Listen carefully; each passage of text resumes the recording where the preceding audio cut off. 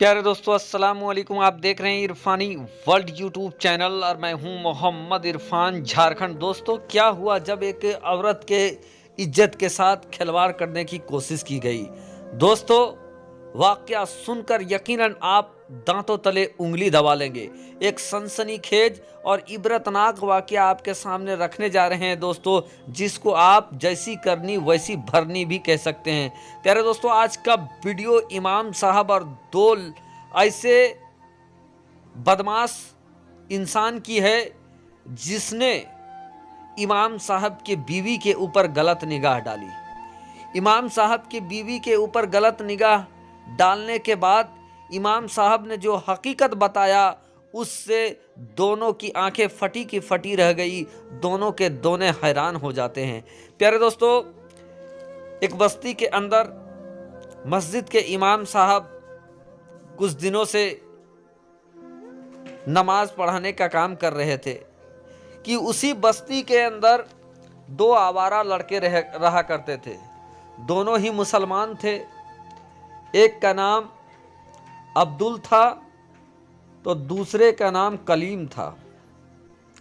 अब्दुल और कलीम आवारा गिरदी में लगे रहते और जो गलत काम में हमेशा डूबे पड़े होते।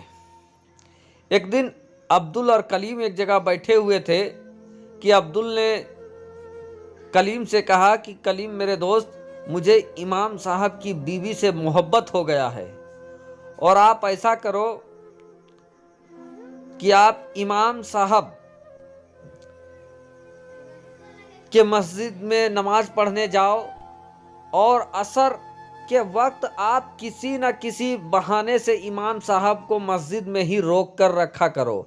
आप उनसे कुछ मसला पूछो, ऐसी मसला पूछो कि जिसके बताने में उनको वक्त निकल जाए और इस दरमियान मैं इमाम साहब की बीवी के साथ ताल्लुकात आगे बढ़ाऊंगा। चूंकि दोनों आवारा थे, अब्दुल और कलीम। अब्दुल की बात सुनकर कलीम कहता है, तुम्हारी दोस्ती की वजह से मैं ये काम करूंगा। अब क्या था दोस्तों, कलीम नकली नमाजी बनकर नमाज पढ़ना स्टार्ट कर देता है। वो इंसान नमाज पढ़ना स्टार्ट कर देता है और असर के वक्त किसी न किसी बहाने से वो इमाम साहब को रोक कर रखता। कोई ना कोई मसला इमाम साहब से वो पूछता रहता। इसी तरीके से दोस्तों वक्त गुजरते जा रहे थे। हर दिन का यही मामूल था कि जैसे ही इमाम साहब असर के वक्त नमाज पढ़ा कर निकलते कि कलीम उनके सामने पहुंच जाता और कोई ना कोई मसला उनको पूछता और उनको अपनी बातों में उलझाकर लगभग घंटों देर करा देता। ये मामला इधर चलता जा रहा था। इधर नकली नमाजी बनकर कलीम अब्दुल के कहने पे मस्जिद तो पहुंच गया था, लेकिन नमाज पढ़ते पढ़ते, नकली नमाज पढ़ते पढ़ते उसके अंदर असली खौफे खुदा पैदा हो जाता है। वो ये सोचने लगता है कि उसका दोस्त अब्दुल जो कर रहा है वो बहुत बड़ा गुनाह है और न जाकर भी उस गुनाह का हकदार मैं भी हूं, उसके गुनाह का साथी मैं भी हूं और बेहतर यही होगा कि मैं इमाम साहब को अब्दुल की पूरी हकीकत बता दूंगा कि कैसे वो मुझे यहाँ पर नमाज पढ़ने के लिए भेजता है और मैं उनको अपनी बातों में बझा कर रखता हूँ, फंसा कर रखता हूँ और उधर उनकी बीवी के साथ अब्दुल गलत काम करने की कोशिश करता है। वो अंदर से डर जाता है, खौफे खुदा उसके अंदर घर कर जाता है।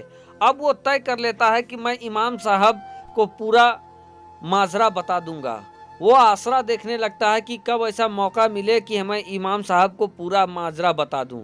बहरकैफ एक दिन इमाम साहब नमाज पढ़ाकर निकल रहे होते हैं बाहर कि कलीम उनसे कहता है कि इमाम साहब मेरी बात को सुने, मैं कोई नमाजी नहीं हूं, बल्कि अपने दोस्त अब्दुल के कहने पर पिछले 1 महीने से मैं यहाँ नमाज पढ़ने के लिए आ रहा हूँ और मेरे दोस्त ने ये कहा था कि मुझे इमाम साहब के बीवी से मोहब्बत हो गया है, और तुम असर के वक्त किसी न किसी बहाने से इमाम साहब को एक आध घंटे तक तुम देरी करा देना, मसला पूछ के उनको देरी करा देना, ताकि मैं उनकी बीवी के साथ ताल्लुकात को आगे बढ़ा सकूं।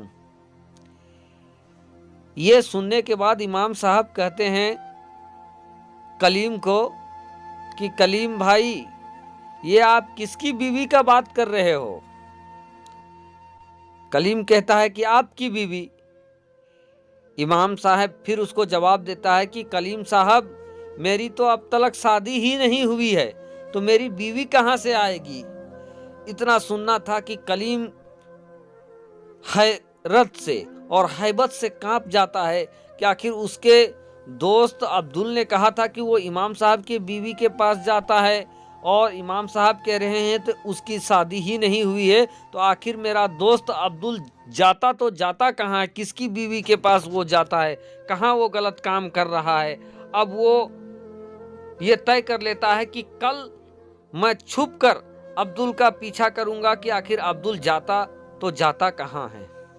दोस्तों, दूसरा दिन होता है, असर का वक्त होता है, दोनों अब्दुल और कलीम साथ आते हैं। अब्दुल फिर कहता है कि जाओ तुम आज भी इमाम साहब को अपनी झूठी बातों में बझा कर रखना, ताकि मैं अपना काम कर लूँ।